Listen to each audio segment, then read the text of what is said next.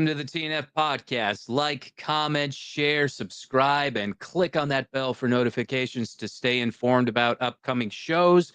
And if you are listening on Spotify or Apple Music, give us a follow and give us a rating. That would be most excellent.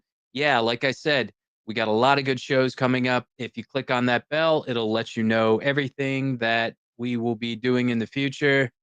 It's a good way to stay in the loop. I have a merchandising company called Hell's Heart Merch Co. Go on over to hellsheartco.bigcartel.com. Use the code WINNING, Charlie Sheen style, for 20% off your entire order. Find Bella Canvas Next Level Tri-Blend t-shirts. They feel amazing. If you like movies, if you like hardcore, we've got a lot of movie-themed t-shirts, all artist-inspired, hand-drawn, and we host a few hardcore bands on there. So I think you'll really like it. So please check it out. And we also have super chats available if you want to give a small donation. It would greatly help with the cost of running the show. There's a little bit of an expenditure, and it's much like being in a hardcore band. You put a lot in, sometimes you get some things out. So if you want to help out with that, that would be great. You can ask questions or you can just show your appreciation. So there you have it. All right. So my guest today, I first discovered this band while I was in high school. I had heard their album Tragic. One of my friends, I'm trying to remember exactly. I think we were just watching like MTV2 or one of those channels like late at night. And he's like, "Oh man, have you ever heard of this band?" And we'll mention the name of the band.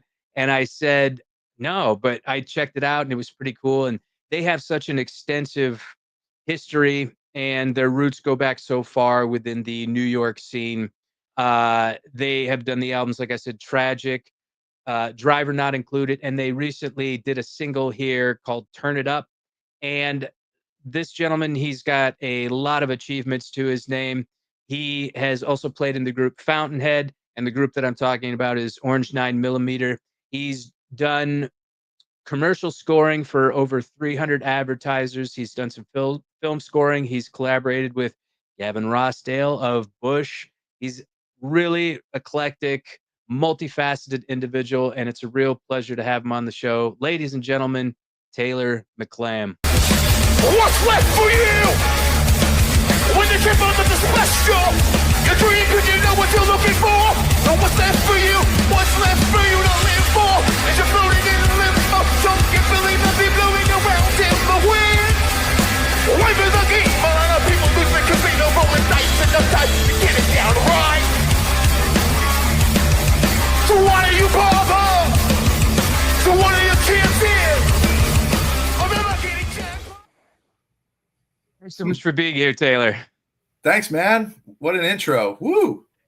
I got to dap you up, man. And you're totally deserved. You totally have led a really interesting life and you've done a lot with it. And you really are, it's a real blessing to have you here. So I think it's great. That was from the Rich Hall benefit show. Yeah.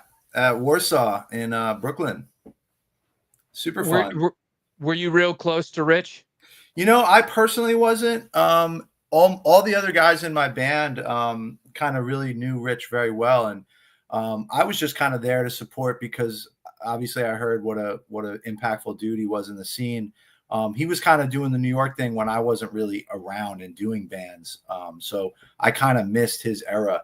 But always happy to jump in and support something. That was just.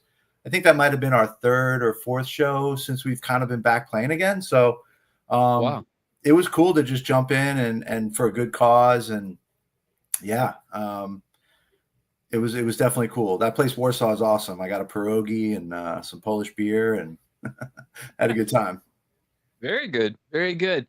The first question that I typically ask people on this show is, how did you discover music? What sort of music was playing in your household while you were growing up? Did you have family members that played instruments, or did you play in a high school band? And what was your first concert that wasn't non-metal or hardcore? And then how did that lead into you playing heavier music? Yeah, cool, man. Music for me was, I'm the last of 5 kids, and I came from a line of really athletic men. Like, there's 2 older brothers and my dad, both phenomenal athletes, like, basically like super jocks, my dad was a minor league baseball player, played in the farm team for the Brooklyn Dodgers as a shortstop. My brothers played lacrosse and were like all Americans, went to full scholarships and all this kind of stuff, played football. And so when I was born, I also have 2 sisters that were kind of athletic as well. But when I came along, it was kind of like, oh, the next McLam boy, he's going to be a phenomenal athlete, right? And I kind of just did my own thing. I was kind of like a little bit of a unique bird coming out of those roots. And I kind of gravitated toward music really early, just more like a curiosity thing. Like, I remember just being in like Sears with my mom, and they had like a silver tone guitar like behind glass, and I just remember like having that like Bill and Ted kind of, what, like, look at this thing, wow, I want to do something with that looks awesome. Right. I think you meant Also, Wayne's World, though. yeah, oh yeah, Wayne's World, whatever, yeah. Got my dumb movies mixed up. But Kind of similar. the thing that always so MTV was like basically invented just as I was kind of becoming aware of culture and everything. So a lot of my early memories were literally just sitting down watching MTV, and I swear I think it was like a Journey video or something where the guy does this epic rock fill on the drums, and I just remember seeing the drum set. And back then everybody had like the double kick with like the 14 toms and I just remember being like, oh my God, I want to do that. I think I can do that. Like, I kind of knew in my heart of hearts that I could play drums. And so drums was my first instrument. And that was really my passion for a long time. So when 4th grade came around, I got the opportunity to play like in the school band. I thought it was so hip that I got a pair of sticks and a practice pad and like a snare drum. And it was just stupid kind of, the school band stuff where you just kind of learn how to read little things and playing very little, Practice pads. Yeah. And it was cool because I felt like I was becoming a drummer, but I was so frustrated immediately. Like, I wanted to sit on a drum set. So, eventually somebody had a drum set. I think one of my brother's friends. And I remember just like the first time I sat on a drum set, I could play a beat. Like, I could, and like I had the coordination, I had the ear, and I had like the rhythm naturally. And so I always knew, like, I was just like, dude, I'm into this. This is my thing. And as far as music, basically, like I said, MTV, right? So I'm absorbing all that early MTV stuff, everything from The Police, Michael Jackson, Journey, all those bands, and then some of like the English stuff, and a lot of that stuff. I mean, almost all that music back then had really good players, right? So even if it was pop music, there was great musicians on all that stuff, and so I was always listening really closely to what was going on, even if it was like an Elton John song or like something on the radio, Foreigner. My brothers got me into classic rock because they were listening to that stuff like Zeppelin, Floyd, Skinner, all that kind of like typical Long Island Driving to the Beach, BAB, Steve Miller, all that kind of stuff, which I still love to this day. Obviously, a huge Zeppelin fan, huge Floyd fan. And, that stuff really started to, now we're getting into like 6th grade, something like that. Then I start to really get serious about rock and roll, like specifically. And then started taking a few drum lessons. I didn't take a lot of music lessons, period, in my life. I'm mostly self-taught with everything. But for a while, I took drum lessons with this really great teacher named Kevin Dunn. He had done some cool stuff. He played with Sinead O'Connor, I think, a little bit.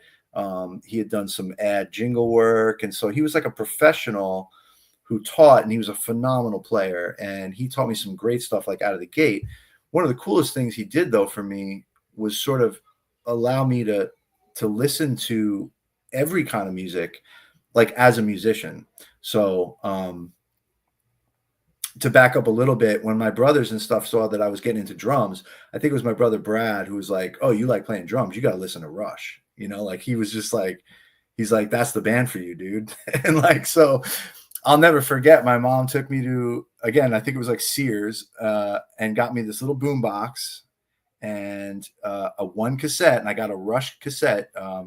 Signals had just come out, and so I mean, I remember this like it was yesterday. I put the boombox on the counter in the kitchen, sit up there, put the cassette in, and there's Subdivisions, and I'm like literally like this, listening to Subdivisions, and like my life changed. You know what I mean? It's like you hear Neil, you hear those beats, you hear that kind of music, and so yeah, that was it, man. It was like I was on a jetpack propulsion to everything I could do to just play.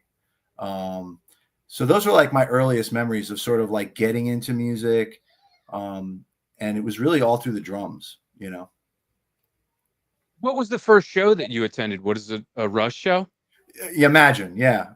It was Rush, yeah. Hold Your Fire, I think, had just come out. Not my favorite Rush record, but a chance for me to go to the show and be blown away by like three guys creating music on stage that sounded like, I mean, these are, before the days of backing tracks and all this stuff. These guys were literally playing multiple instruments and making just a wave of sound come off the stage. And I still love that band to this day. They are, I'm a Rush nerd through and through, proud to say it. I know it's it's one of those polarizing bands, it's like you either love Rush or you can't stand them. Sure. And I kind of see both sides sometimes, but at the same point, I'm so proud to love that band and all the eras of that band. Even the first record without Neil, love that record. So, yeah, I was that guy that listened to like way too much Rush, but like mainly because I was learning drums from it. I mean, I would go in my basement, put the headphones on and play for hours and just try to like mimic Neil. And, if you could play those songs, you could kind of play anything. So it was such a great way to just throw yourself in the fire. And he was such a great idol hero with the cartoon drum sets and everything. He just made it feel like you were part of like a comic book, like crazy thing, I still think that was the heyday of drumming, those eras of like Stuart Copeland, Neil Peart, those guys with just the big kits and like percussion and chimes and all that stuff. I mean, if you were a drummer back in those days, man, you had like these really epic heroes. And yeah. And so, yeah, those are my early days, and that was like definitely pre-alternative music, but again, my drum teacher, Kevin, he was always really cool. Like he would have me, of course, I was like, hey, how do I play, this Rush song? How do I play this Rush song? And he's like teaching me, and he's like, hey, why don't you, and he would have vinyl down in the basement. He'd put on like Steve Winwood or like Michael Jackson Off the Wall or like weird records like that. And he's like, play to this, and it made me kind of listen to the instrumentation of these pop songs and these records that back in the 80s were awesome. Like if you listen to like Steve Winwood and Michael Jackson Off the Wall, I mean, the drumming is incredible on those records. And so he really had me kind of open up my ears a little bit and kind of be open-minded that like all genres of music had something to offer, as a musician, if you really weren't like trying to be too cool about it, and it was a great lesson just to be a professional, you know what I mean? Like just to be able to step into a situation and play what's needed and that kind of thing. So, but yeah, but drums, I mean, it was all about drums. And if you want to talk about like family members, like my grandfather, who I never met, like I said, I was the last of 5 kids. My dad, I just didn't meet my grandfather. He had passed already. He played drums, and up in my attic, and I found it when I was a little kid. There was a Slingerland bass drum from 1903 with like a painted front head that I still have to this day. I use it in my studio as like a resonator, and like it's a huge bass drum. It's like John Bonham. It sounds awesome. And so I never knew my grandfather, but I know he played drums, and I have his drum. And I just thought that was so cool because I got into drums without knowing any of that. And then one day my dad was like, Pops used to play. And I was like, really? That's interesting. So it's somewhere in my blood. Like it's in my system here. So it's in your DNA. Yeah. That's crazy. Hey, Bill. Wow. Sorry, I'm doing a little interview here. If somebody was using the other bathroom, so I can't even use I'm doing a podcast interview. It's my father-in-law using the bathroom, but that's all good. Hey, how are you? No, it's all good. It's live. We're good. We're good. We're going with it. But yeah, exactly. This stuff happens. But so yeah, I mean, geez, that's really cool to learn that you had a drumming lineage for sure. Was your kit actually really big, like all the aforementioned drummers? Yeah. So, the immature me, like I didn't start out with a 3-piece kit. I started out with a massive, I think my drum teacher sold me his kit that he had like a couple of extra kits, and one of them was like this crazy double kick Premier copper. God, I wish I kept it. It was like this incredible finish that I've never seen to this day. Huge toms, like deep tom, like full 80s. It was like something out of like Twisted Sister or something like that, right? So I eventually had to have that kit immediately. It was so ridiculous, I should have learned on like a simple setup, but it was cool. It was like, it made me stoked. So yeah, right out of the gate, it was like double kick, China types, all that stuff. I wanted the poor man's Neil Peart. I even eventually got like a Simmons electronic kit, put it in the back, wanted to be able to flip my seat around and do the thing. Right. So it was cool, man. It was super fun. It was like, I was so dedicated to drums. I would play for hours and that's all I wanted to do. And, and then basically, when things started to change for me a little bit with sort of getting out of like mainstream stuff, and was skateboarding. I got into skateboarding around 6th grade, 7th grade. And once that kind of culture and world got, I found out about that stuff, my whole like world opened up, back of Thrasher, reading about, Gwar and Suicidal Tendencies and all these, that punk rock was like, introduced to me, right? And everything sort of alternative. I mean, back then Thrasher was such a great vehicle for that. Because the skateboard thing, as we all know, it's not just about skateboarding, right? It's about art, music, culture. Like it goes along with this whole lifestyle that was all new, fresh, and awesome to me. I wasn't like the kind of dude that was, hanging out at the beach. I wasn't like a big surfer guy. So skateboarding really kind of spoke to me. And skateboarding and music were the two things that are still super impactful to my life. I still skate. My son skates now. It's so fun, like passing that torch down. But like that whole skateboard world is how I found, hardcore, punk, bands like Dinosaur Jr. and all the stuff from skate videos. A skate video would come out, they'd be playing some random Operation Ivy song or whatever, and you'd find it. Back then it was hard. You had to go to the record store to search and like, I mean, today it's a lot easier for these kids. If they hear about a band, they can have it in 2 seconds and know everything about them. But back then it was like, what is this band? You'd have to wait for the credits to see the name of the band and then go to the record store and try to find that. And sometimes you were mailing away for things. And so I started listening to just crazy stuff like, like I said, Gwar, Suicidal Tendencies, DRI, all those kind of typical, like when you went to the record store back then, like, so I think like one of the first hardcore bands I actually ever saw was, or thought of like, or knew about was Token Entry. Cause I remember going into one of the record stores by us and they had the Token Entry shirt with the arrow, like the little circle thing with the arrow pointing from the subway turnstile. And Ernie's coming on this show next week. Oh, awesome. Great band. Yeah. I mean, I honestly, that is one of the most underrated bands. I feel like with like modern production, they could have been like Green Day big. They were so poppy in the way they were melodic about their version of hardcore. I still love the way they did hardcore. And so, yeah, like I remember getting that record, and that sort of started to like, I started to like kind of see and peer into that New York hardcore thing, which was very different than just punk. Obviously we all know that, right? So it was such a different little recipe and flavor. And I really liked it because, in the 80s, everything, right, hair metal, right, and kind of all these bands that would like kind of overdone, leather pants, spiked bracelets, and that stuff to me was always kind of kooky. And you know, I liked rock and roll. I liked heavy music, but I never liked that overt, like sort of like, look how tough we are and Yeah. crazy or whatever. And hardcore, like I just loved how it was like dudes that just, it was all about music. It was very blue collar. It was very just kind of like, it was mean, but it was like had a message, and it wasn't about all the kind of dumb, you know, like girls and drugs and all this stuff, like, right. So yeah, so I immediately got into like stuff like, you know, breakdown and I mean, Crackdown. There was a dude locally from my area who was a really good skateboarder, Richie Dowling. He was like the old awesome skater, and he was the guitar player in Crackdown.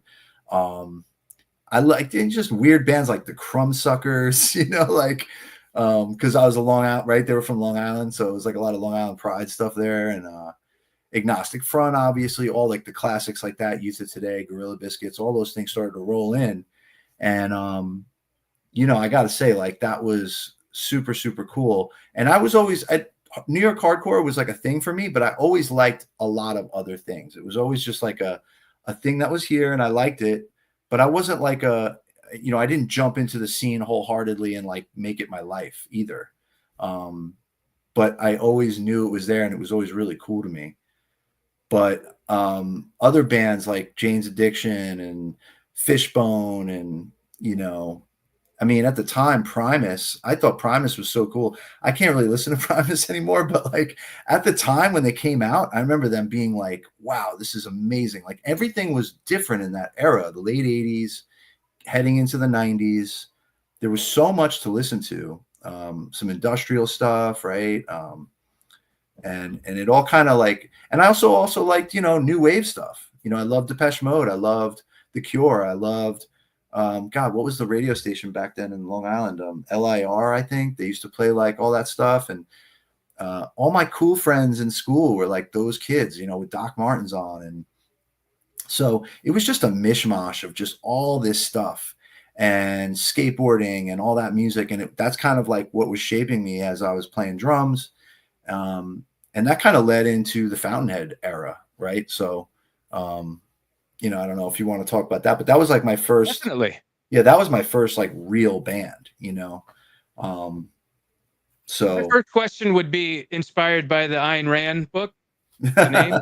Yeah, so I mean, obviously, yeah, I didn't come up with that. So but clearly there was something there. So when I was, again, huge skateboarder, I had a mutual friend that was like, hey, I know this guy is a really good guitar player, and you guys should play together. He's a really good guitar player. You're a really good drummer. I want to sing. It was my friend Hector Mascaras, who, rest in peace, he passed away about a year and a half ago. But he put us in touch, me and Chris Trainer. And Chris Trainer to this day is one of my great friends, idols musically, you know, just a great influence in my life for music. So we kind of got together in my basement, and you know, I didn't know these guys from Adam. They were like a couple of years older than me. They're from Oceanside, which is like on the South Shore. They were probably like an hour from my house. So they just came over one day with their instruments, and you know, Scott Weingard, the bass player, he comes down my steps. I told this on another podcast the other day. It was so kind of funny to look back on, because my world changed when I met these guys. Because, like I said, I'd been interested in hardcore. I'd been interested in a lot of stuff. Raised on classic rock, kind of a prog rock kid, you know, loved Rush, Yes, all that stuff. And then these guys come over, and they were like super cool hardcore kids, right? So they knew all the stuff I'd never heard of. They came down, and my first image is Scott Weingard, the bass player, coming down with his case, and on his case it had a huge sticker with a cow on it. It just said, "Meat is murder." And I remember looking at him and be like, damn, that is super hard. What are these guys doing? What is going on here? And still, you know, Scott Weingard to this day, he's like a world famous vegan chef. He's like, he was vegetarian back then. I didn't know what that was. You know, I mean, I knew what it was, obviously, but I didn't understand the whole trend of that with hardcore, straight edge, all that kind of stuff. So they came down and kind of blew my world open. They're first of all, we matched musically super cool. and it was some crazy people like Chris Trainer, who's obviously started Orange Nine, was in Helmet. He's in Bush now. Scott Wangard, who ended up from Fountainhead going on to start Texas is the Reason. And Norm Brannon, who was the second guitar player who started Texas is the Reason with Scott, also did Antimatter, which was like a crazy hardcore publishing kind of thing. And he plays in Thursday now. These some heavy hitters that I met as a kid. You know, little did we know where we were all going to go and happen. But this was like a really interesting group of kids. We were children. I mean, I was. They were like a little bit older than me. And meeting those guys was great because they came down, we clicked, and then they were like, here's a cassette tape. Listen to this. And so they like schooled me on, you know, they had like Dag Nasty on there and like all kinds of like stuff that was kind of turning, you know, like when the era was turning a little bit and things were getting a little less, or at least there were bands that were, you know, post-hardcore. It was kind of like starting, you know? Mm-hmm. And so they were kind of on the forefront of all that stuff. They were super cool. And we had a good time and we started recording and Fountainhead was rad. It's always interesting to me. I still meet people that remember that band. I feel like we were so small and nothing, but as time goes on, it seems like a pretty impactful band to a certain scene of people and a certain school, you know, like Circle or whatever.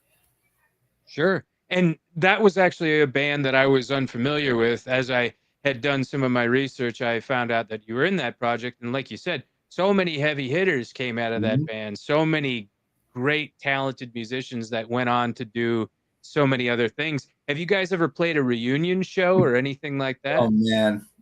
Scott Weingart, if you're listening, I know he would. I think to pull Chris Trainer out of Bush right now in California would probably be a tall ask, but I think he might be. We're Facebook friends, so who knows? I mean, I love the idea of that. That happening in reality would probably be impossible, but boy, would that be fun.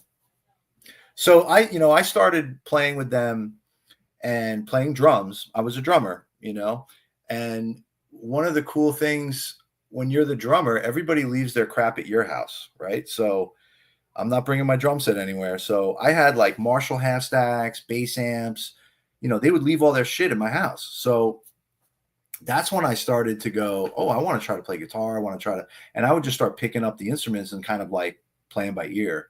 And my first influence to how to play guitar was Chris Trainer, because I was playing with him, watching him, and he's such a unique, he has such a unique style of playing. You know, he's a fantastic musician, but the way he would attack the guitar, and he was self-taught too, especially back then. Now he's much more sort of schooled on theory and all kinds of stuff. He's just an outstanding guitar player that way. But back then he was playing from ear. And so he kind of got me to believe, like, because for a while, those kind of instruments intimidated me. Like if I looked at a piano or a guitar, I was like, I don't even know, like you got to get your fingers and then you got to know the notes and everything. And I watched him playing. It's like, no, you don't. You know, this is a percussion instrument and you put your hands wherever you feel like and you make noise. And like, he kind of gave me this confidence of like, well, I'm seeing how he's doing it. I think I could do this. And so I just started picking it up, making noise. I think at some point I wrote like one of the riffs on Fountainhead, you know, on the record or whatever, the beginning on bass or something. I came up with something. And so right away, I was really intrigued at being like a multi-instrumentalist. I didn't want to just play drums at that moment. I was like, okay, like music's bigger to me now. I want to be the guy also coming up with some music and coming up with, you know, the melodies and things like that. So that kind of helped me get out of my shell a little bit. And we did a little record that I actually didn't finish. I did most of the songs on drums. And then I graduated high school and I decided to go to college. You know, I wanted to get my school's studies over with. And one huge influence in my life besides skateboarding was snowboarding at that time. Snowboarding had kind of just hit like the world in a big way when I was growing up, and being a skateboarder, it just spoke to me immediately. So I was enthralled with it. My dad's from a little town in Vermont. We used to have some property up there. So we would go up every now and then, and I was able to hit the mountains and kind of learn. And when it came time to go to college, I was like, I want to go out west. I want to go where the snow is. I want to try to do this snowboard thing. I actually wanted to kind of almost pursue it, like be like a professional, So I went away. I said, I don't think this music thing, who knows where this is going. My parents won't pay for my college if I wait. Let me do this. I was trying to be responsible, and I did that. So I went away. A guy by the name of Larry Gorman ended up finishing that record for them. I think he did like two or three songs on it. And Larry's a great drummer. Larry's a phenomenal drummer. He's been in a ton of bands. I don't know his whole like discography. I know he's in a band, or was most recently in a band with his wife called like Boots in Black or something like that. But Larry was on the first Orange 9 EP with Chris. So Fountainhead kind of was the thing that kind of segued into Orange 9. It at least with Chris Traynor and Larry. Chris met Chaka, right, from Burn. Burn was a band that I was super into in high school. Like in later years in high school, I found Burn. And I remember being in college and Chris Traynor saying, "Oh, I linked up with Chaka from Burn." And I was like, wow. To me, that was like a superstar. That was like, whoa, you're hitting the big time, dude. Like, that's crazy. Like, those guys, that band is sick. And like to this day, Gavin's a huge friend of mine. Love his guitar playing. Always have. One of the best bands to see live. What's that? One of the best bands to see live, Burn. Yes. So I've actually played some Burn reunion shows on guitar, and I will say, blows away the energy of like anything I've ever been in. Like, just, I mean, as soon as you start playing, man, that room is freaking going ape shit. And it's like, yeah, just one of those bands, just like a lightning in a bottle band. Did you play the Revelation Records showcase in California? No, I didn't. I played some shows. Nick Nakara was probably on that one. Yeah, so I played some shows when we were doing the Orange 9 thing in the sort of like mid 90s. I did a couple of shows with them. I played like in Philly and DC and a couple of things. They were so fun. And then actually recently at that Warsaw show, Gavin came out on stage and we did Shall Be Judged. And so that was fun. We played a Burn song at the end of the set. I always thought it'd be fun to almost do like a double billing little mini tour, play both bands. Be super cool. Yeah. But it'd be hard to do double duty with both bands. Yeah, Chaka would be tired, that's for sure. Yeah, so man, I was in college. Chris Traynor, Fountainhead kind of did its thing. We played like a handful of shows. It was like the band that was and wasn't. We kind of had a little thing. We put a record out, and it kind of petered along, and then those guys did other things. They moved to the city, and Chris met Chaka. They started the Orange 9 thing with Larry on drums, and they did that first EP, which was amazing. And I'm in college going, wow, this is super cool. My homeboy's like killing it out there. And then they get signed to a major, and that was mind blowing. I never thought anything that we were doing as musicians would ever, be able to kind of hit in a way like that, in a mainstream way like that, or take interest like that, but times were changing, right? Heavy music, Helmet really kind of cracked the door open for everybody, just that drop D kind of thing, short haired, like, it was a whole new thing. And the world was like, yes, we're feeling this. And so all these bands started to get signed, sort of on the backs of Helmet kind of breaking. They were right there in the right place in the right time, and got signed to, I think East West or Elektra was the first label they got signed to. And, that was just like so happy for them and so happy for my friend. And so they did that first record, Driver Not Included. And then they started doing their second record. And like, I think halfway through recording it, or maybe right before they started recording it, Davide, their bass player, had quit and stopped playing with the band. So as I was graduating college, Chris Traynor calls me and says, "Hey man, we need a bass player. Do you want to play bass?" And so, yes, please. Sure, I'll step on a tour bus to a signed band instead of going to find a job out of college, right? Like, sounds like a pretty good deal. It's like, there was only one problem. I didn't really play a lot of bass. So that was like a 101. Let's hurry up and buy a bass and play a lot. And I mean, obviously, you can play guitar, you can play bass with a pick. You can get it done. But I was really Oh, thrown. some people though say that if you play with a pick, you're not a true bass Right. player, which to me is Well, that would make me not a true bass player. Then I totally put my hand up. I like pick bass. I like the way it sounds. too. Yeah. I think there's a thing to it that I love. I've always loved pick bass, but that's also like me having an excuse because if I had to play with my fingers, I'll put it this way: I'm no Geddy Lee. I don't have hammer fingers, and I'm not doing that. So, Right.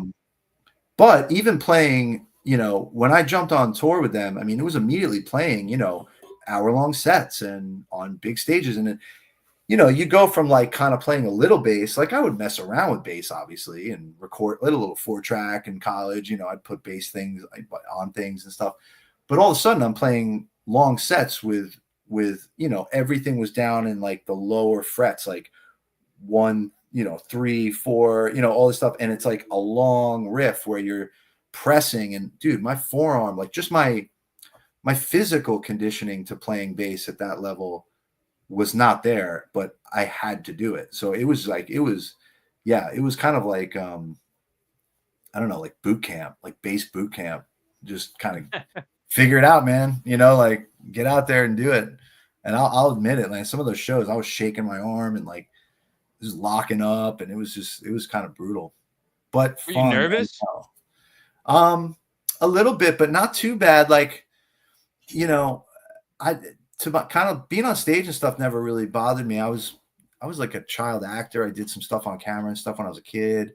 I was kind of prepped for like being up on stage and being stared at. That didn't bother me. It was more of like I said, playing, physically getting through the sets on bass, pressing on those thicker strings and that longer neck and all that stuff. And then also kind of knowing tone and knowing like professional ways of setting up your gear and, making sure things don't happen, like your strap falling off and your cable coming out, like all that stuff. I felt really like amateur hour, learning as I go, having bad things happen on stage and being embarrassed and then realizing that'll never happen again with a little duct tape, that kind of thing. So, but yeah, that was kind of, we were off to the races and I was in Orange 9mm. So that was like insane. So I'm a drummer playing bass in a signed band, essentially. You're living the dream, man. You nailed it. And to me, being a multi-instrumentalist, that is one thing that I always wish that I could have done.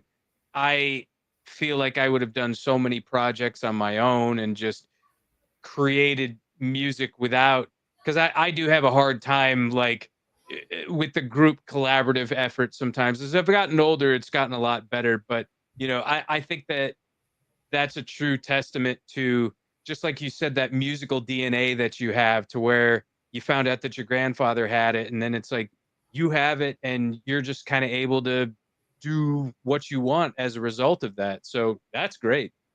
I think if you had to pick an instrument to play first and then play a ton of other instruments, I think drums is like the best one. I kind of 100%. wonder sometimes, like even in schools and stuff, they always start with piano and like they start with stuff like that, or like the recorder. Recorder. Right. I mean, it's like, I don't know, man. To me, it's like, why don't we work on phrasing before we get notes involved? Why don't we work on all the different ways you can play rhythmically and then worry about the notes that you're going to start inserting there? Right. And so, because I tell people that I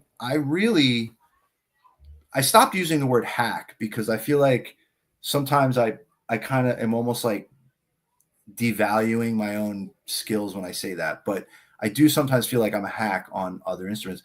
But I feel like I'm a drummer on every instrument I play. Like I'm a rhythm guitar player. I'm a rhythm bassist. I'm not a shredder. I don't pretend to be. I'm not like, I can't do scales super fast. I'm not a solo guy that much. I'll do solos, but they're more noisy and kind of, whatever. But the right hand, like I'm playing drums. I'm attacking it like I'm attacking the drum set. And I've always thought that that's my best skill on stringed instruments, is being super tight with the drummer, obviously, because I am one. And then I'm like a phrasing freak. I just love, and ways to cut up rhythms. So yeah, I've I mean, always maintained that the drummer is the leader of the band. yeah, for sure. I mean, a band with a shitty drummer is hard to be good. It's really hard. You Yeah. can get away with some sort of like less than stellar people in the band sometimes and be great. But man, if you got a drummer that doesn't keep good time or have good feel or like power, yeah, it's like, where's the music going? It's kind of like it's not being driven. There's nobody at the helm, And I'm with you. My first instrument was trumpet, and it was a choice between trumpet and drums, and I kicked myself in the ass every day, regretting that I had not chosen drums because I still can't play drums. And like I had said, I feel like the drummer is the foundation for everything. Sets the tempo. If you go off time, everybody gets thrown off. Yeah. All the other stuff, vocalist, guitar players, bassists, that's just spices. That's just icing on the cake, I mean, listen, look at like hip hop, right? I mean, it really is mostly like almost 95% rhythm. There is very little musical stuff going on. I mean, not these days, okay, more, but I mean, I was into hip hop since like day one. It's one of my actually big influences growing up. All that stuff that was coming out of Long Island, especially, Public Enemy, Tribe Called Quest, De La, Eric B. and Rakim. Those were huge influences. I mean, I'm wearing a Mobb Deep shirt right now. Like, I love hip hop, and like, so yeah. As a drummer, I would play. I loved putting on hip hop and playing live drums to it. And like, I mean, it's basically like funk drums, and it's the heart of everything. It's the heart and soul of music. And really, if you have a good beat, you can like, there's a song there. I used to write my music based around drum beats. Like, that's how I would always start writing, is like come up with a cool beat that I liked, and then from there sit with that and come up with something. It wasn't the backwards way. Like, I didn't come up with a guitar part first and then figure out a beat to play to it. The beat would inform the musical stuff. So but I wanted to go back to that, your choice of school band instrument, because I've often thought how important that day is to people's lives. Like, I think it's a very important day when the person comes in the classroom. I think it was like 4th grade, and they were like, okay, fill out, your first choice and your second choice. Like, because obviously like every kid wants to play drums, right? So it's like, no, okay. And I remember I put drums, and then my second choice was saxophone. It was the 80s. I guess I saw like, enough like saxophone. Whisper. I'm like, maybe that would be cool, right? Lost Boys. Didn't want to do it, but I was like, well, if I had to pick something else. But then I think like I got drums, luckily. Like, what would my life be like if I got saxophone instead that day? Like Sliding Door style, like a movie. Like, my whole life could have been completely different. That isn't a very, very important day, very key day. I don't think the teachers put enough like emphasis on how important that day is to like the future of your life, Yeah, 100%. And I had a drummer in one of my bands, like you were saying, with making the beat and then kind of forming a melody and a song around that. It was always the funniest shit to me. Not so much that he did it, but the way that he did it. I grew up in the South, and he'd be like, he was also from the South, so he'd be like, all right, man, here's what I'm hearing right here. And he would like hum the melody. He'd be like, and I'm like, yeah.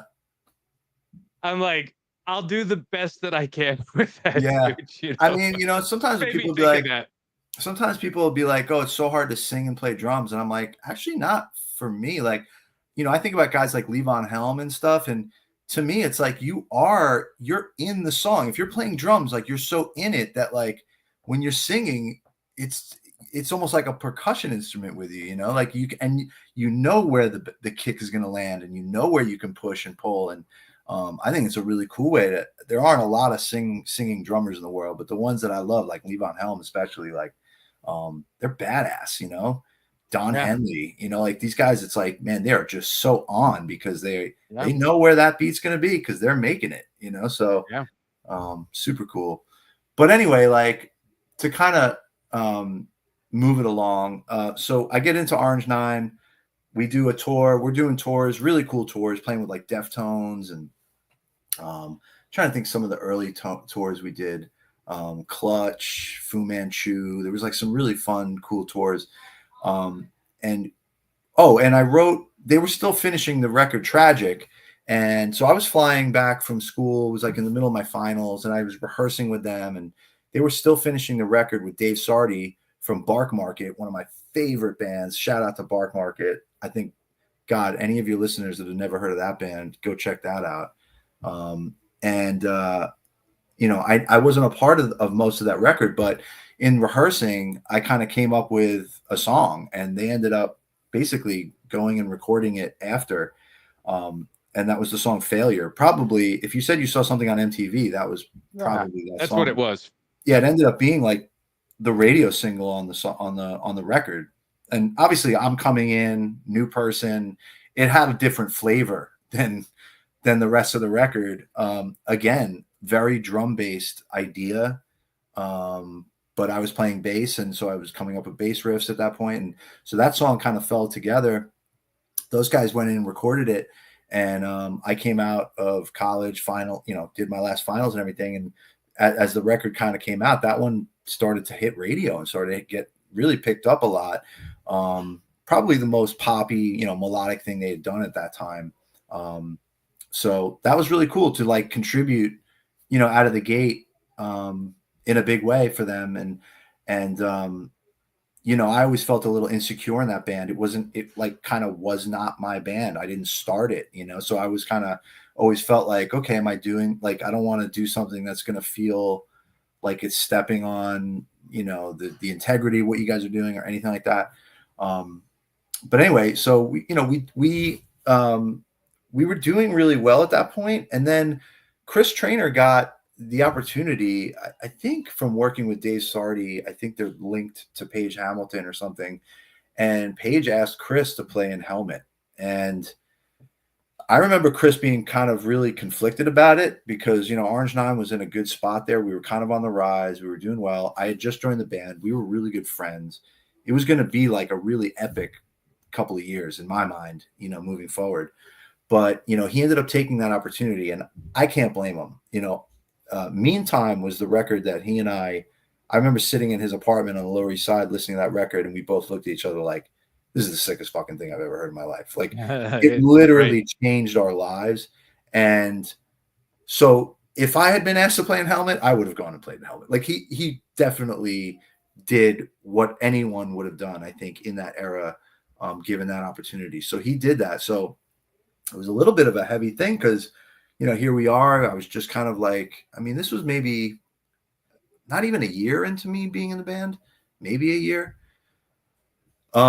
So, without kind of like freaking out, we just decided to I just moved over to guitar, and I picked up sort of Chris's big shoes to fill, man. Like, I was very intimidated with that. I was probably more intimidated with that than becoming the bass player.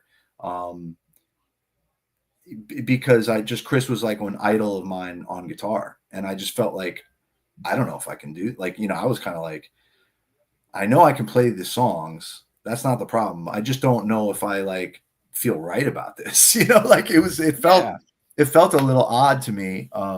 But it was that, or the band was going home. It was kind of like one of those things, we needed to save this thing. And Chaka, of course, was the main, Chaka's like the most insane frontman. The Burn era, obviously, but he is one of those people that commands a crowd. I have so much respect for that skill set because it is not the skill set that I have. I do not. Now, I don't have a problem being up there, but I am not the one going, yo, you up the front of stage, you just we would go to shows and kids would just do what he said.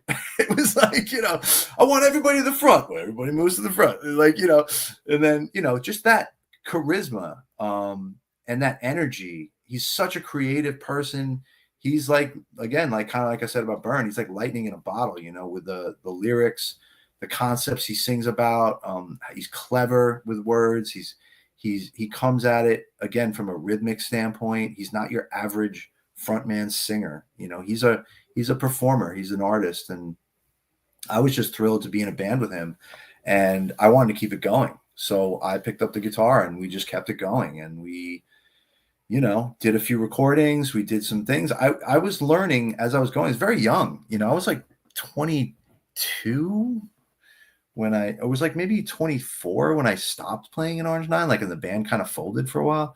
So I was so young and I was learning, and it was just an experience of a lifetime, you know, and we kind of, it ran its course, you know, and we'd done all the Warped Tours and all this stuff, and it just started to feel like we were just kind of pushing and pushing, and they had all these major label things being recouped on different deals, and the band was just in a place where it was like, how are we ever gonna kind of get out of this like rut of like money to labels and this and that?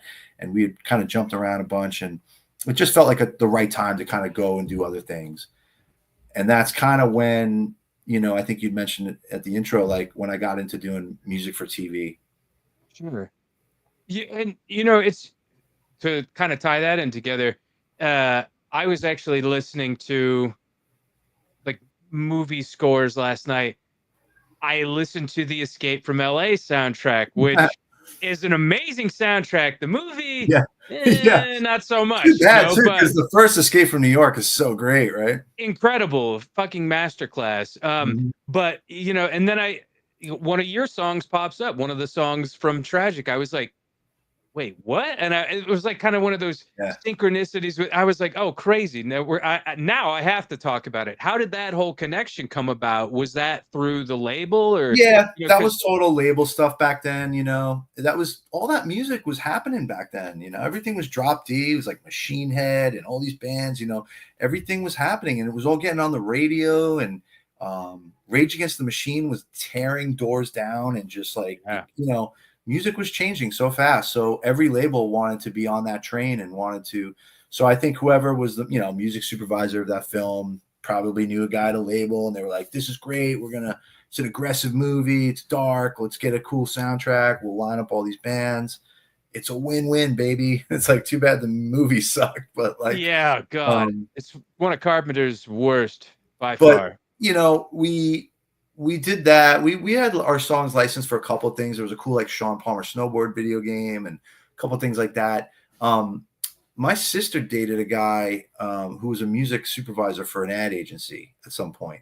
And at some point when I was in the band, he had tried to license our stuff for like a Sam Adams beer commercial or something like that.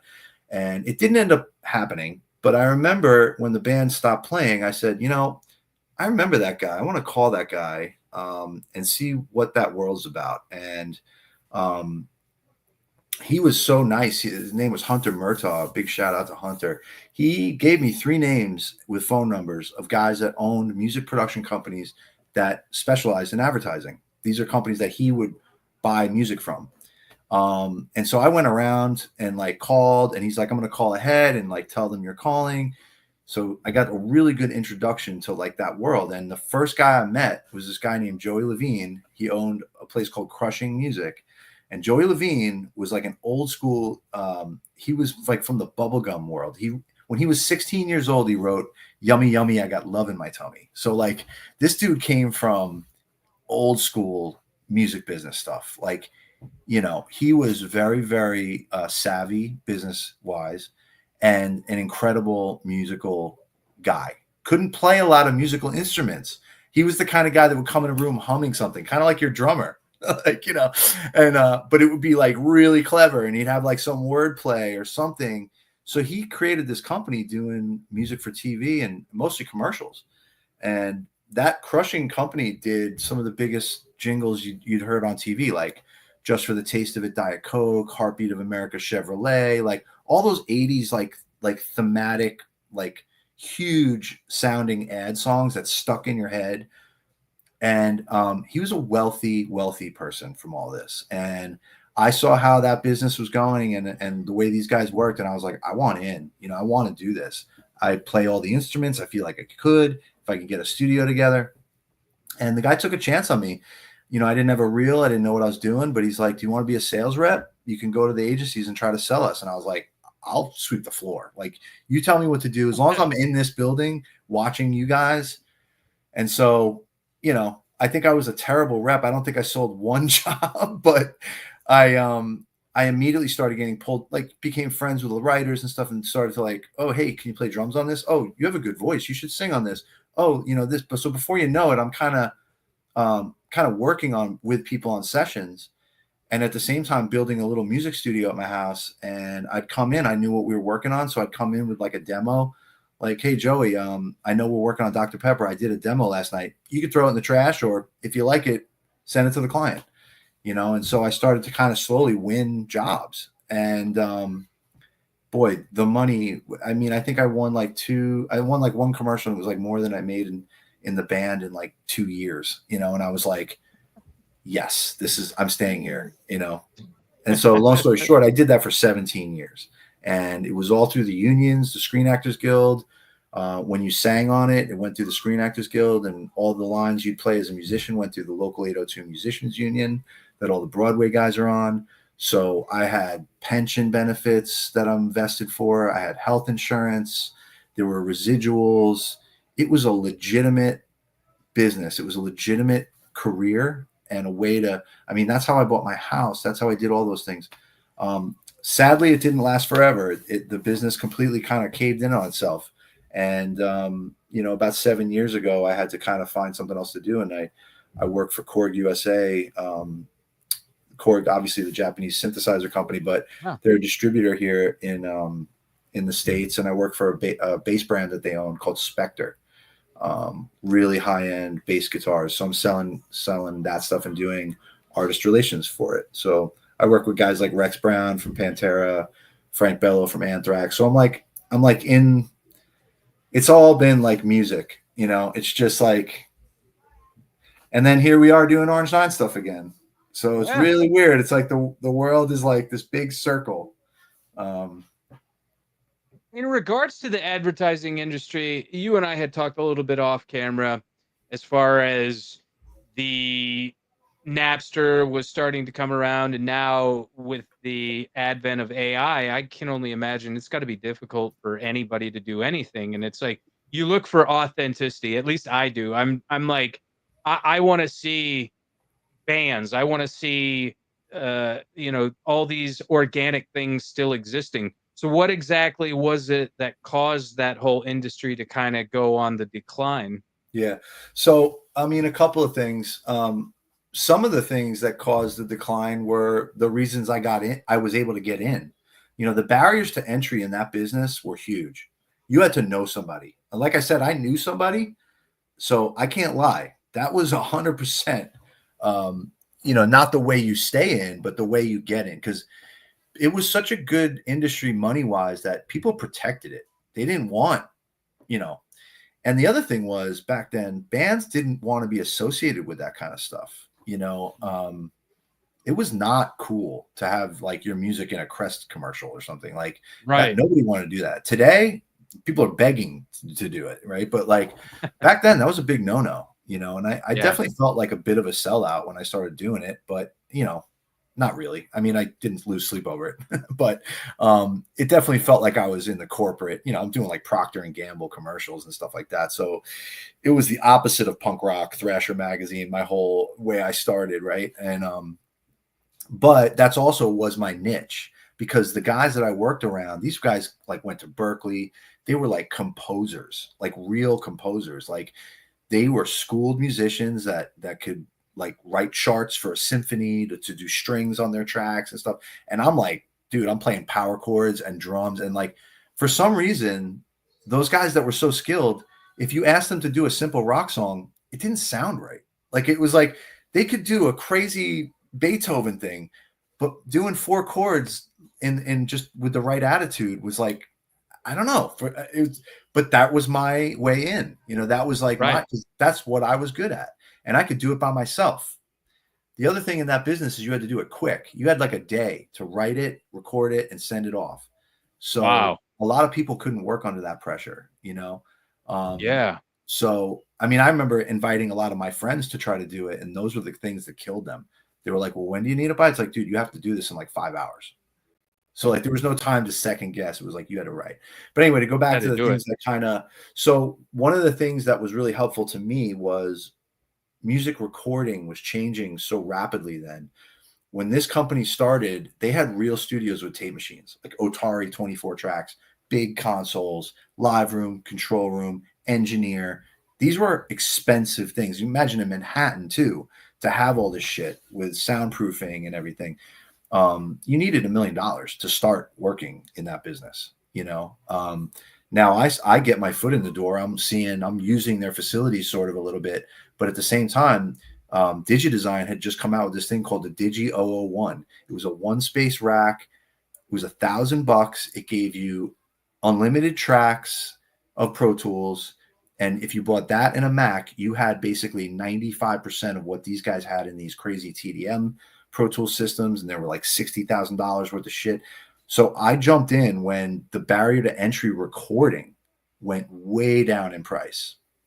So I was able to kind of get this little ragtag ghetto studio with like cracked plugins, and everything was sort of like super Millennium Falcon dirty, but good. Like I could make a super good track, but it was like, I mean, I remember the other composers seeing what I had and like listening and being like, you asshole, like I hate you. Like, and so those things were helpful to me, but that was also what started the slide of the whole business because eventually it became anybody with a laptop can make a track, right? And now Yeah. you're just competing with just people everywhere that could just submit music. Also, samples, loops, not even having to play most things. You could just start grabbing things like Legos and putting things together. And like I said, Napster started to devalue music, which had the labels looking at advertisers and giving them music. And the big killer, though, the way you made money in that business really was residuals, because if they played something for years, you kept getting paid, and that was through the Screen Actors Guild and the 802 Musician Union. But advertisers at some point started to really get around using union, and everything started becoming non-union and doing stuff Oh, I overseas or fucking whatever. hate that. So I hate it. once that happened, you were starting to get like, we'll give you $2,500 and that's it. We can use it forever, and that's all you're going to. So you had to start winning now volume to try to make up for, right? And it just became exhausting. And I started to see the writing on the wall, and I milked it for as long as I could. But eventually, I was like, this game is up. The jig is up. I got to figure something out. Right. But it was so great while it lasted, and I just was blessed to feel a little bit of that golden era before it really started to slide. And it was a great time. It was really, I was really lucky. Man, and exactly like everything you're describing with, being in the union, I have started to make my foray into doing vocal acting.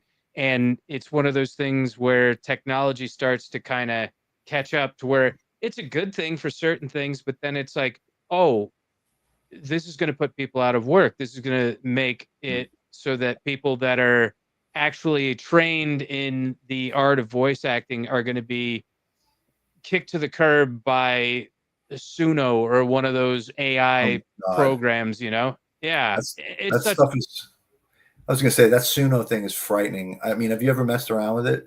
I did actually, and I could not believe It's how frightening. I took one of my old bands and I plugged in one of the tracks and I said, convert this song into a shoegaze track, and it did it, and it was really good. I was so surprised. Not even shoegaze in the slightest. But then I took some bands like with more melody that were, because that band was kind of more just like, beat down tough guy kind of hardcore stuff.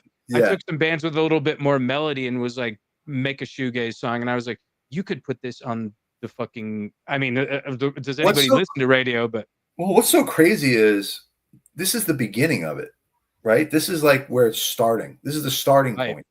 It's only going to get better at it, and so Yep. I'm already like frightened because, yeah, like we'll at work sometimes like a couple of guys and I will just like for fun like open it up and be like, write a 70s funk song about stealing an ice cream cart and throwing it off the top of a building, or like whatever. Just make up the most insane combination of words, Right. and then do it in, you know, and be like specific, like use a clavinet, you know, you like whatever, and then it pops out like 2 versions in like 30 seconds. And it's not even like they're just a riff or whatever. It's a complete fucking song with a bridge, with background vocals, harmonies, lyrics, production is great. Like everything about it is, and it's like, you know, even if, and I know people have already used it to make Spotify accounts and things, and there's all that whole debate going on, which is just, I mean, I thought I was bad for doing commercial music. If you're doing that and making money on it, like, Shameless. sorry, but that's like, that really should be illegal. But you know, what's crazy is, even if you're not using it to actually make your finished product, even if you're using it to just get an idea to start from, even that's crazy, right? Like, Yeah. I mean, it's just bizarre how much the human being is like.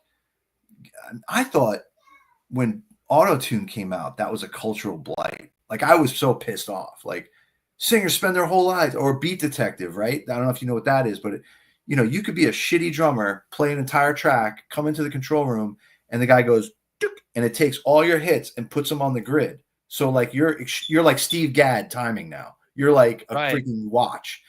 And I thought those 2 things were like, oh my God, we're done as a society. Like, there's no point in learning any, you know, and that's child's play to this Suno stuff. I mean, yeah. Totally. And I don't it's know where like, we're going. It's not good. It's not good. no, and you know, to even go further on this, like, you know, for me, for example, doing this show's a lot of work. Like, to anybody that's listening or watching, like, there's a lot of work behind the scenes that's put into this show. It's very like high cost, high maintenance. And it pains me sometimes to see on social media people who get paid for just existing. Yeah. Like, what the fuck, you know? Like, and even with that, there's AI that just creates and fabricates an image of a person.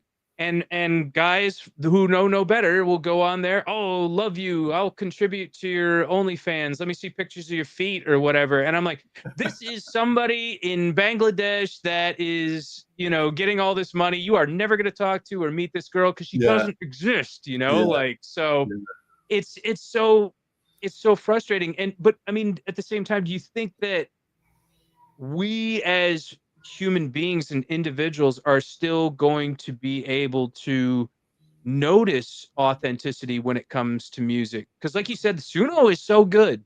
Like, it really is. I mean, I think the one thing, and this is getting dicey too, but live music really is the great divider. You know, when you go see a band. Now, that being said, bands do use things like backing tracks and auto-tune and all these kinds of things to help them. I think it's really easy to notice when that's happening. At least for me, I don't think you have to be necessarily like an audiophile to notice when things sound a little too polished, right?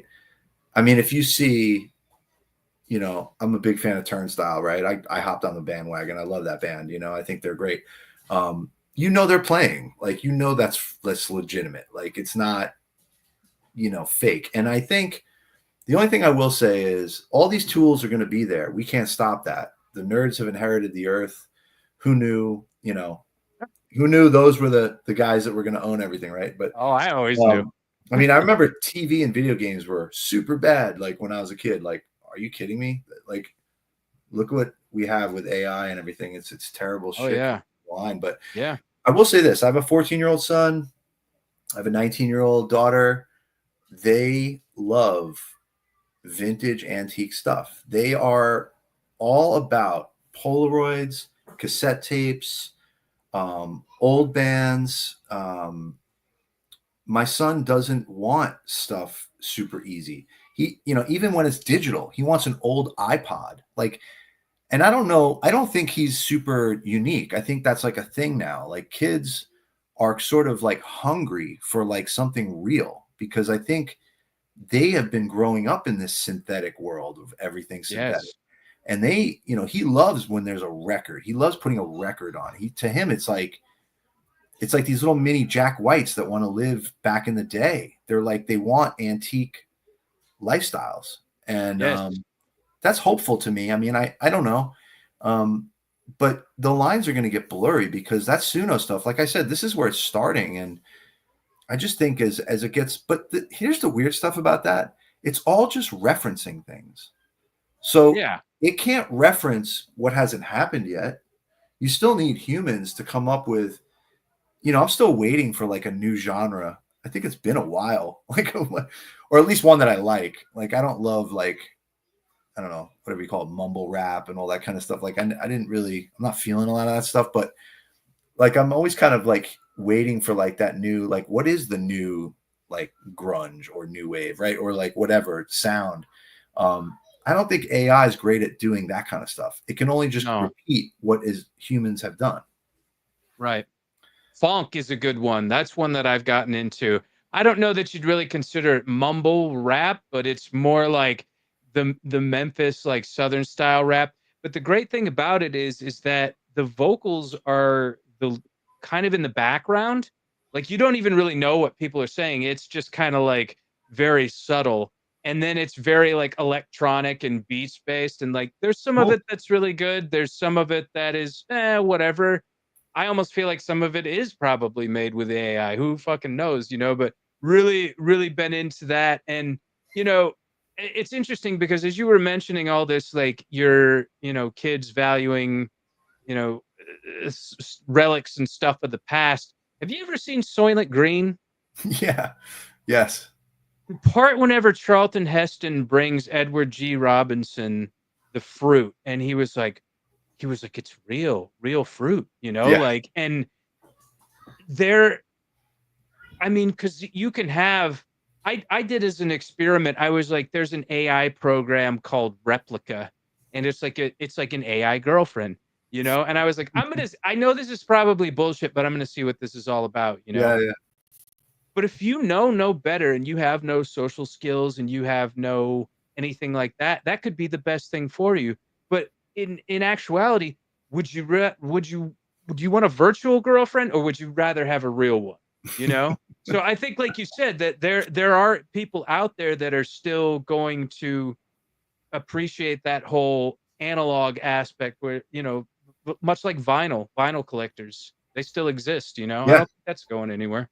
Yeah, it's interesting how that came back. I mean, that's a great example of it, and it's really sticking around. I thought that would have been dead again by now. Like it's kind of back, bigger than ever. The biggest problem there is like there's only a few places that make the damn stuff, and like that's kind of, I don't know if you've ever seen how vinyl gets cut. It's a crazy machine, like that master lacquer thing that they make, like the one that it looks like a freaking, like a time traveling machine with like gas tanks and stuff. Like, I mean, where are the guys that are going to know how to fix this stuff, make this stuff? Like, I get so worried about that. Like tube amps. I'm an amp guy. I finally bit the bullet and bought this Nano Cortex digital neural thing because we're doing some fly dates in Florida, and instead of renting a head that I don't know what it sounds like or whatever, I'm like, all right, I'll put this thing in my back. I've watched bands that we've played with use these things and they sound great. And I'm like,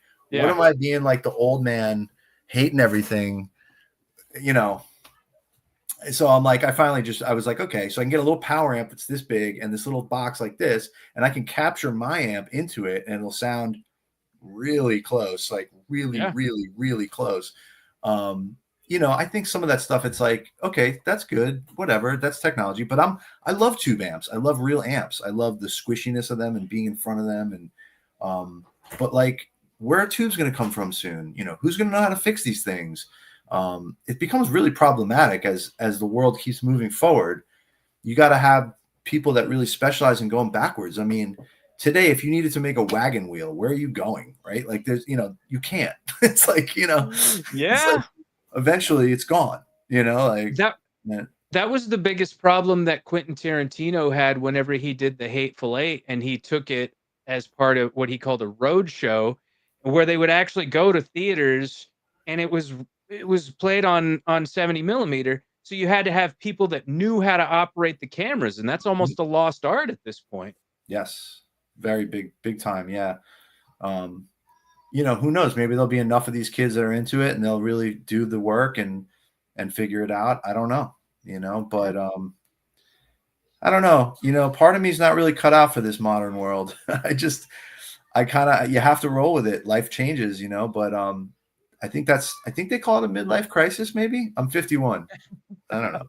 I think I'm right on time actually, but yeah, it's kind of just annoying. Like, it's just like, you know, you used to have to learn how to play an instrument. Like, what the hell, man? Exactly. You know? Exactly. Like, and I think that's hard. Like, I hope that doesn't go away, because like all this like immediate satisfaction that you can get from all this stuff, you know, like learning how to play guitar, there's like a 3 to 4 month bell curve of pain and not fun. Like, you have to get over that, and then it becomes satisfying and fun, and that's kind of why it means something, you know. And it's like, you know, your record collection, we were talking about this earlier, when you would show people records that you found those records. You spent your hard-earned money on those records. You found them in the back of Thrasher, and then you went to the store and you found it, and then you might have picked up something you never heard of because the record cover was cool, and then you get it home and that's your new favorite band, and you're showing it off to your friends, and you're so proud of that collection. Yes. Now, if you looked at somebody's Spotify playlist, I mean, I'm not saying you couldn't find stuff that's to listen to and stuff that's cool, but is it saying anything? Like, does it have any intrinsic value of like, there was no fight for it, you know? Right. I don't know. Yeah, I totally see what you're saying. I've had guests on the show when we talked about the whole analog era. It was almost like you had to go on a quest. Yeah. To get what you wanted as far as musically, and especially, you know, back in the 80s with hardcore and punk rock, that was like almost like a Lord of the Rings journey for some people, especially if like you were a young kid and like I had to drive into the city and I had to go to this hole in the wall record store and thumb through all the vinyl or in the tape racks and stuff, and then you got it, and like you said, it feels like you earned it. And so much with like guitar playing and things like that, writing books, you do feel like you earned it. You feel like you put in the work and you did that. And I think that there are people that will, because I mean, the live experience is still a thing. I don't know. Are they doing technology to do holograms or something like that? Kisses. You know, like, Kisses. Are they? Yeah, they have avatars now. Oh God. But that's Kiss, you know, like, but you know, it was a badge of honor. You know, it was everything. I mean, like, one small example I could think of, like, so remember I said like skateboarding was really like my first like you know way into alternative anything. And I remember there was a skate park in Long Island called Dr. Bikes, I think. It was like a bike shop that owned, you know, had skateboards also. And they opened up the first indoor skate park, and they had this. There was like never any skate parks on Long Island, and this one didn't last long at all. It was only around for like a couple of years, but it had this incredible spine mini ramp in it that was really well built. So dudes would come out from the city and come from all over to skate this thing. So when we would go there, a lot of influential people would be there that were not from Long Island, that were from the city and from other places. And I'll never forget like watching some kid ripping, like kid older than me on the ramp ripping. I was loving the way he was skating. I was like, kind of just like, he was cool. I was like 14, you know, I was like looking up to him like, wow, this dude's rad. And like, I remember he put his board down to drop in, and I looked on the top of his board and it said Bad Brains, and it had like the lion on it. And I looked at him and I was like, what's Bad Brains? And he just looks at me and he goes, it's the coolest band in the world. And then he dropped in, and I just was like, okay, mental note, got to go find Bad Brains. You know what I mean? Yeah. And then I remember having the cassette with the Capitol building on it and being like on the school bus, like, guys, you got to listen to this fucking crazy shit, you know, HR. And actually Orange 9 went on tour with Bad Brains for 2 weeks, and everything was like, I was like blown away, you know, like, but there you go. Like, how meaningful is that whole thing? Like, if I hadn't found skateboarding, I wouldn't have been at the park, wouldn't have met that dude. He had the sticker on his board. Then I had to go find it. Then it influences me, and I get in a band, and now I'm playing with that band. Like, wow, like Yeah. what Yeah. incredible shit, like Yeah. Yeah. It was a different time, man. It was yeah. definitely a different time. You grew up in New York. What are some of the craziest show experiences you had? Or, I mean, I guess more specifically, tour experiences with Orange Nine. Yeah, What is some of the so craziest shit you ever witnessed?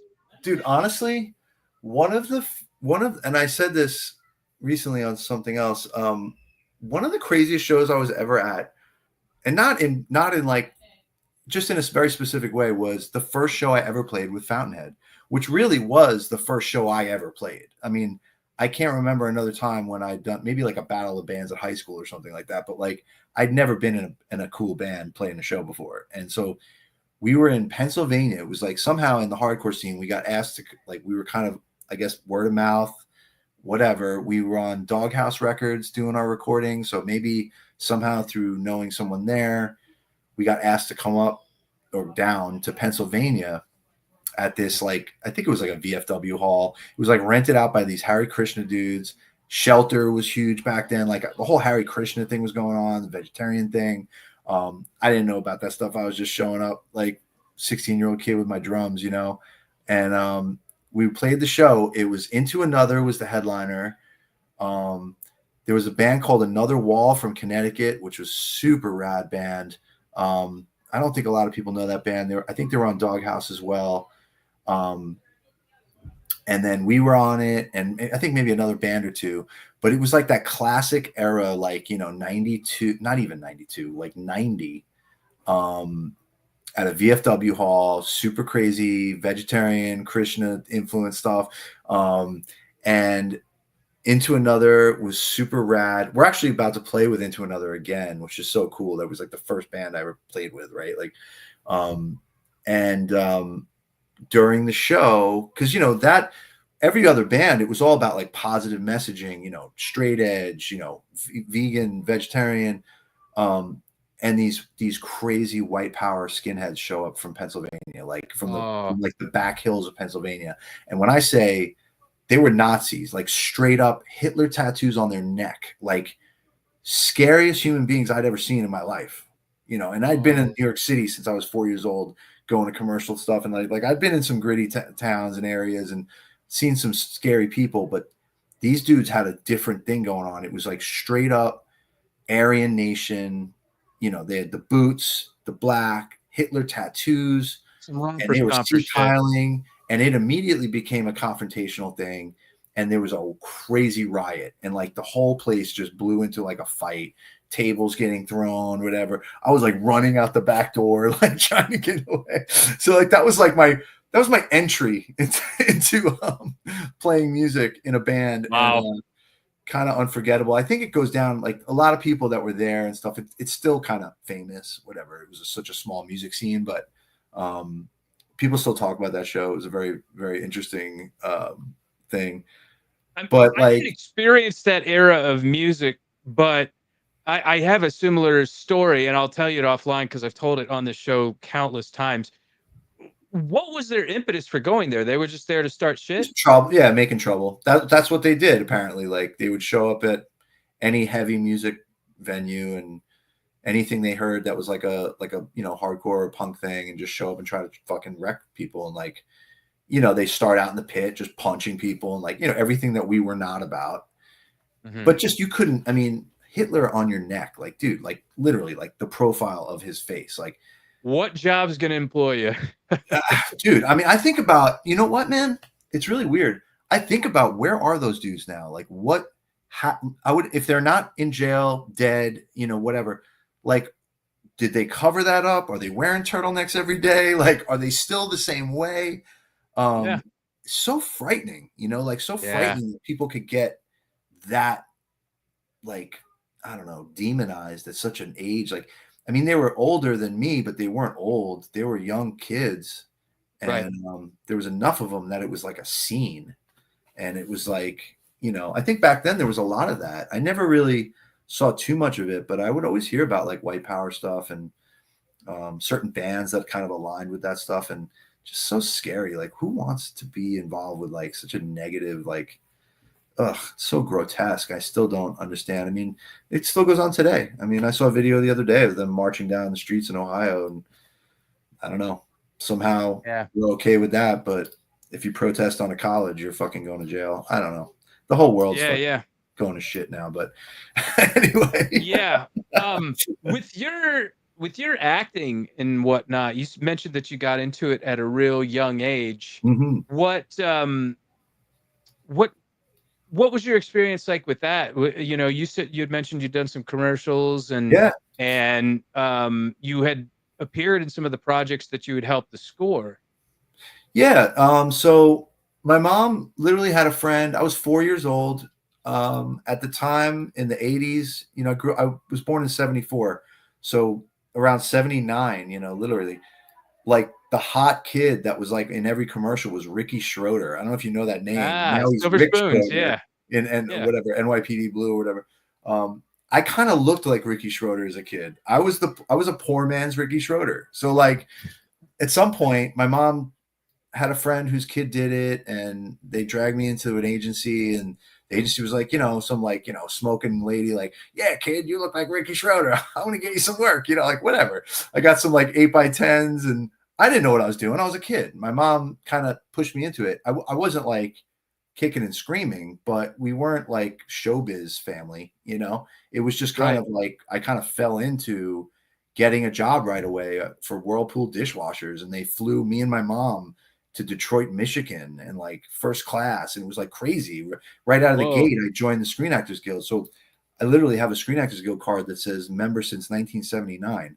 I mean, Whoa. it's bizarre that I was a Yeah. part of a union at 4 years old, right? Like probably the only like job you could do as a kid, like legally. Yeah. And just did a bunch of like commercials. Really cool experiences though, like a few lines here and there. It wasn't like super like thespian acting. It was more just having a look, being able to take direction from a director, right? And that kind of thing. We did some cool stuff. A cool one you could find on YouTube, actually, Hershey's New Trail granola bars. We actually had to like act like we were singing in bands. And I was like, they gave me like a freaking Sex Pistols shirt with like, they covered up the word sex with something, but like I had a leather jacket on and I was doing some 50s thing.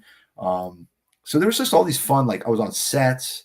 I was like, I remember meeting the Fat Boys. They were doing a video next door on one of the sets one time. And like, I just had all these really cool experiences. It was a cool way to grow up and see how production was done. And I got a really great education on just, how like TV works and how advertising worked and everything, which really dovetailed nicely when I started doing the music, after the band and stuff, because it's like I kind of knew the deal, like with that whole industry, Right.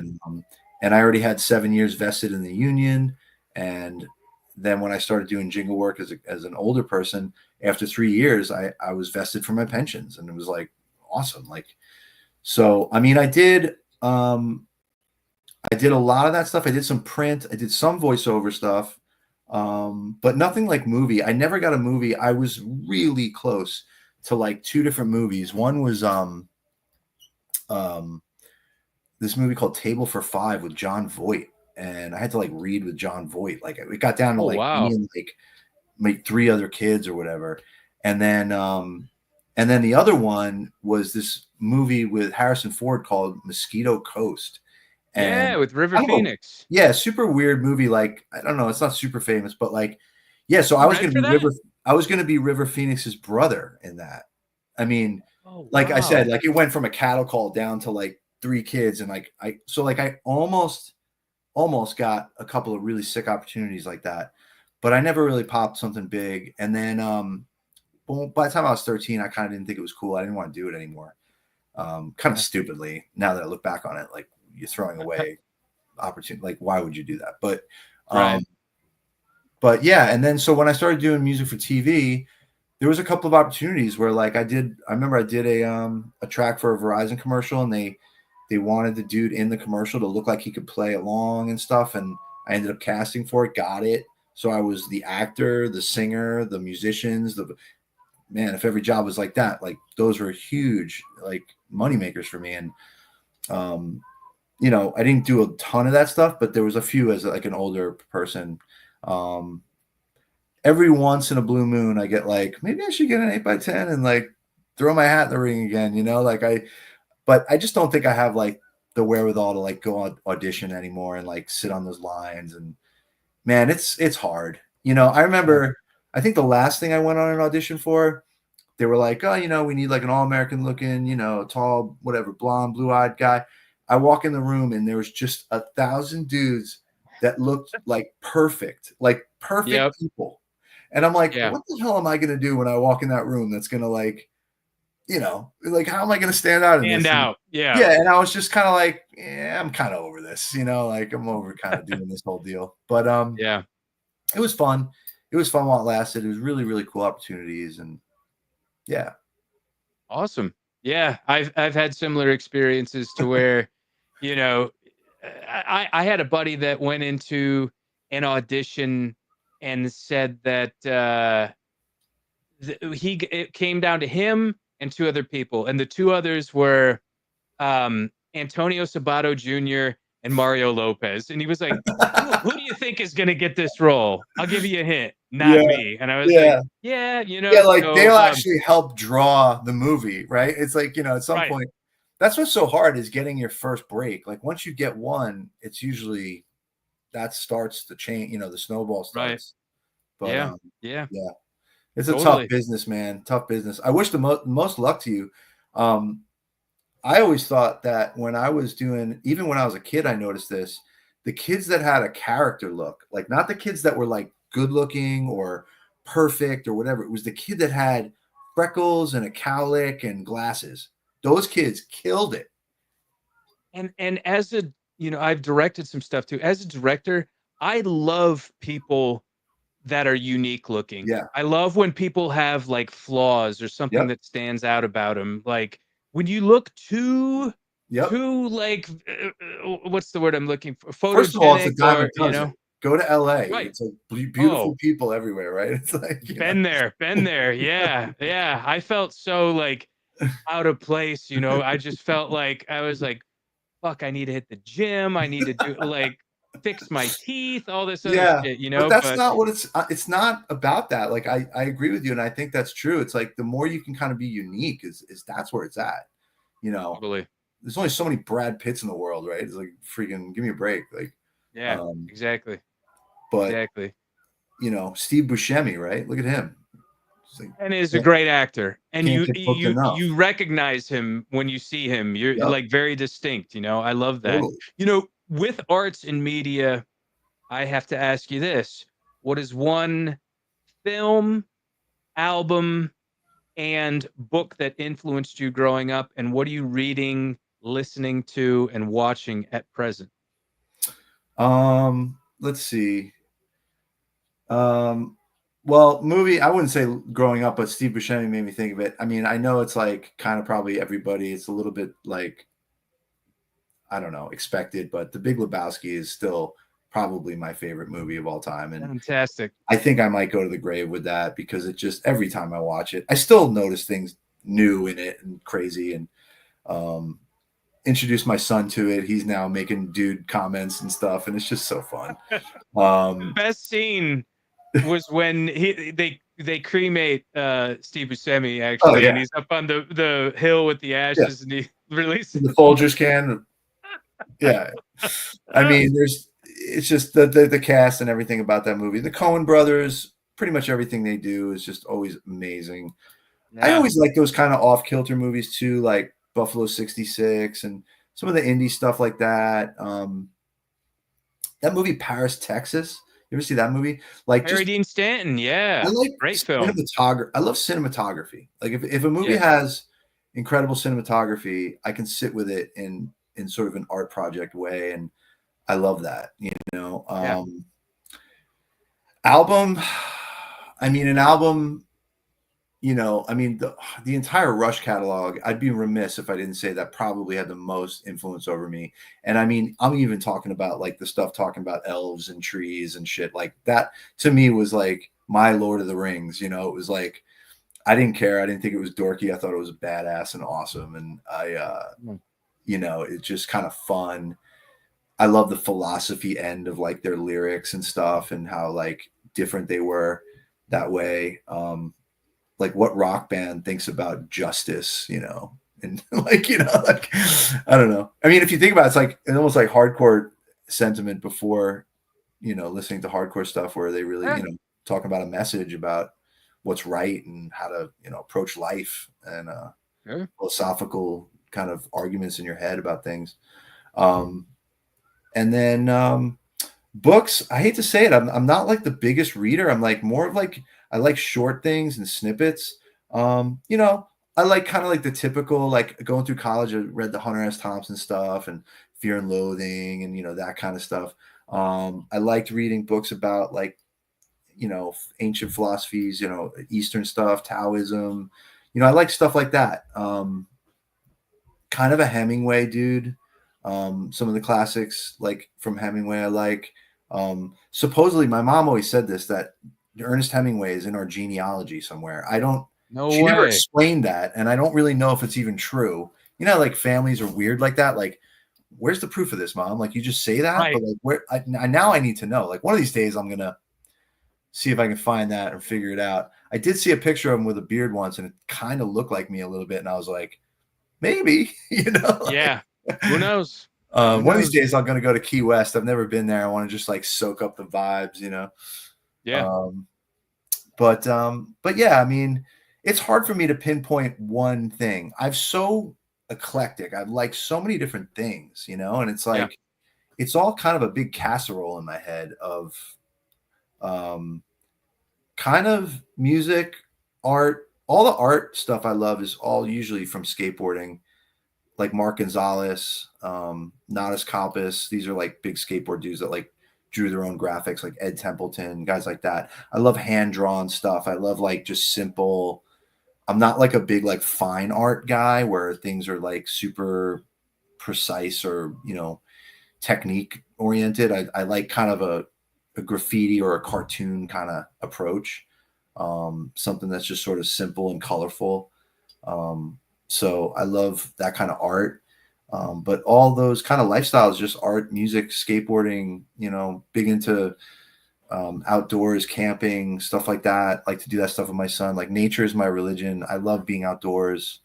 All those things kind of just become like who I am, you know, and it's hard for me to pick one thing. And as music goes, like my biggest problem, I think personally, that I'm trying to get better at is listening more to like modern bands and like new stuff. I don't know what my problem is, but I have a hard time connecting with new stuff. You know, like I said, I like Turnstile. Like that was one of the first bands in a while I was like kind of identified with in a cool way. Sure. And I've got to get better at listening to newer stuff. I go backwards even more. Like I just found the Graham Nash record, Songs for Beginners, and it's become like, I can't get enough of that record. I'm like, wow, when did he do this? And how does nobody know about this record? Like I never heard about this record. And it's some of my favorite stuff. It sounds like David Bowie and Neil Young and all these crazy influences, kind of like psychedelic, crazy, great songwriting, great lyrics. I'm a huge Jeff Buckley fan. Like there's just anything that has emotion and is real, you know? Yeah. So 100%. Yeah. That's pretty much. I'll tell you, is one that I found. I'd never heard the song before. I guess it was a big hit back in the day, but Phil Collins and Philip Bailey, Easy Lover. I was like, man, this is such a good song. And I just kept playing it on repeat and repeat. And I can't believe Phil Collins didn't come up. I'm like a Phil Collins fanboy beyond. Like people make fun of me. Actually, I'm at my in-laws' house now. My wife's sister makes fun of me all the time. She can't stand Phil Collins. And like we've almost what the fuck? Like I'm like, all right, let's go. Like because like first of all, as a drummer, he's a fucking phenomenal drummer. I was about to say, like, if you appreciate those singers that are drummers, you gotta like Genesis, Phil Collins. Genesis, sure. I mean, early Genesis, which is weird because I like prog stuff. I like weird prog. I love Yes and stuff, but early Genesis almost a little too artsy for me. I don't love it. But I like the Genesis with Phil, and just the 3-piece in the 80s, because that was like my era growing up too with MTV and stuff. But he was an early drum influence, also singing drummer. I've often said I feel like he maybe gave me the license to feel like I could be a songwriter and a drummer. And I even like his cheesy ass shit, man. I love all the stupid soundtrack stuff. I love everything he does. I'm such a big Phil Collins buff. And honestly, great thing for your listeners to check out. His son, forget his first name, something Collins, obviously, but has a band. They're based out in Florida called Better Strangers. Check them out. They're not breaking out for some reason. I would imagine just the last name alone would get them more notoriety, but he is out of control good. They used to have a singer. They have a couple of songs on Spotify that have vocals, but right now they're a 3-piece instrumental band, and they are badass. They are freaking badass. And the drumming, like we were talking about drums driving music, it's all about the drums in that band. They're just incredible. Yeah, check out Better. He's got the DNA too then. Oh yeah, big time. That's awesome. That's awesome. What can we expect for Orange 9 coming up? So we have, so obviously we put out that song, Turn It Up. That was kind of like our first little blast of energy, just getting back together and getting in the studio. We're working on more tracks now. It's been a little difficult time-wise because we've also been playing a bunch of shows. So it's kind of like getting ready for shows and putting set lists together. And then when we can, jumping in the studio, trying to finish stuff. So definitely more music coming. I actually pulled up the, and it probably disappeared on me. I had the dates. We have a bunch of shows coming up. We're playing with the Gorilla Biscuits September 26th at a place called Racket in Manhattan. That should be really fun. We're also playing with a band called Shutdown. We are going to be playing Shutdown. Mark Scandato. Yeah. Yeah, we're going to be playing October 19th in Hamden, Connecticut. With Rolling Coffin, Ambitions. We're also going to be playing in Jersey. We have, let's see, the Jersey show is October 18th at a place called Crossroads, and we're playing with a band called Many Eyes, Many, which I think is the dude from VOD's new band. Oh, hell yeah. So really interesting shows we're going to be playing. We're also in November, we're going to be doing a run of shows in Florida. So anybody in the Sunshine State, Orange 9 fans, we're going to be playing Skate Park at Tampa. I'm stoked. Some kind of contest there. And then we're going to be touring a little bit, doing a couple of dates with Bold, the classic hardcore band. Oh, yeah. So we're playing in Miami. We were going to be playing at a place called Gramps in Miami, but I think they're moving it because Gramps is shutting down. Kind of a classic place, kind of sad. And then we're playing in Orlando as well. So we're kind of being pretty active. It's fun, you know. Like I said, I'm 51. It's you know, I got to kind of psych myself up for the travel and the lugging the gear and everything again. And but we're stoked. I'm really happy. And we have 2 new guys. Obviously, our original drummer moved to Puerto Rico, so he wasn't really available for the project. And the last bass player we had lives in California now. But we got 2 amazing new members that have become fast friends, and like I feel like the band sounds better than ever. Chris Enriquez on drums. Chris plays in so many cool bands. Everybody knows Chris, which has been a godsend because it's just Chris, thank you for setting this show up, by the way. I just wanted to give you a shout out for that. Yeah. I really appreciate you for that. Yeah. Chris is in a band called Spotlights that's super rad. He's in a band called Julie Christmas that's super, super rad. He's in like a ton of bands. He was on the Might of Princes, was his band from Long Island. Chris is just like an animal. He's in a million things, and he works for New Noise magazine. He's rad person. And then Corey Bonfiglio, who is just a fantastic bass player. Those guys are best of friends and played together. So we have a rhythm section that's just it's just like plug and play. And they were fans of Orange 9, and they're working out so well, and we all get along really well. So it's kind of just, it's like bonus time, man. We're just having a fun. There's really no there's not a lot of pressure, you know what I mean? It just feels like, you know, my kids have grown up now, they're a little older, so I can go do things again. I can kind of like be at rehearsal until 11 or midnight and hey guys, throw frozen pizza in, like whatever. I can be a dad from afar for a second, and I'm able to do it again. So it's really fun to be back in action. But yeah, expect new music. We're gonna have some stuff coming out where we have a great manager who's helping us kind of get our stuff together, and yeah, we'll see. It's a lot of work, but we're gonna plow through it and have some fun doing it. Oh yeah. Well, dude, hopefully you guys get to make it down to the Southeast, like, the Carolinas area, because I would love to see you guys. Otherwise, I'm going to have to make the trek up to New York, which I have no problem doing because I've got a lot of friends there, and I actually like it up there. So come check you guys out sometime. I would love that. So we'll do. I was going to say, eventually we will try to hit all these markets that, up and down the coast, especially. So Philly, DC, Baltimore, those kind of places, definitely on the horizon soon. Hell yeah. I can't wait. I would be fucking amped to see you guys live. So nice.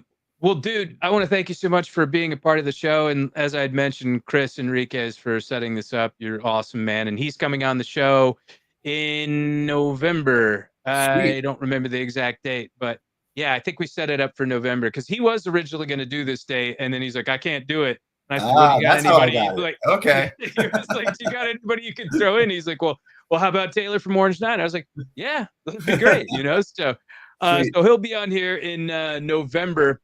But in order to stay in tune and notified about upcoming shows, click on that like button, click on the subscribe button, click on the bell for notifications, and comment on this video, share it. That would be great. A lot of the viewers on the show, 86% of the people are new viewers. And so if you guys all subscribed, that would be amazing. It's totally free. It doesn't cost you anything. And you get dialed in. You're able to stay in the loop. And it's great. You get to see all these great conversations with all these amazing people. And you would be awesome if you did that. So, and also, like I'd mentioned, we're on Spotify and Apple Podcasts. Give us a like and give us a follow on there. Give us a rating, rather, not a like. Like is on this platform. But yeah, give us a 5-star rating. 5 stars. See it? 1, 2, 3, 4, 5. That would be amazing. And like I'd mentioned earlier, merchandising company, Hell's Heart Merch Co. Going over to hellsheartco.bigcartel.com. Use the code 20 for 20% off your entire order. They're fine. Bill of Canvas, next level tri-blend t-shirts. If you like movies, if you like hardcore, check them out. They feel amazing. See, I could have been a radio DJ. I feel like I could have done it, man. You're killing it. First take. That's a lost art now. But like I said, I appreciate everybody for coming. Again, I want to thank Taylor. You've been so awesome, man. And everybody, like I said, continue to support him. And Orange 9 will be able to post all the links here in the comments section. Everybody, namaste, jobless. And if you don't mind hanging out for a second, Taylor, that would be great. Just do a quick post game. But yeah, everybody, namaste, jobless, be good. Thanks so much, Taylor. Thanks, man. Hell's Heart, life's a game.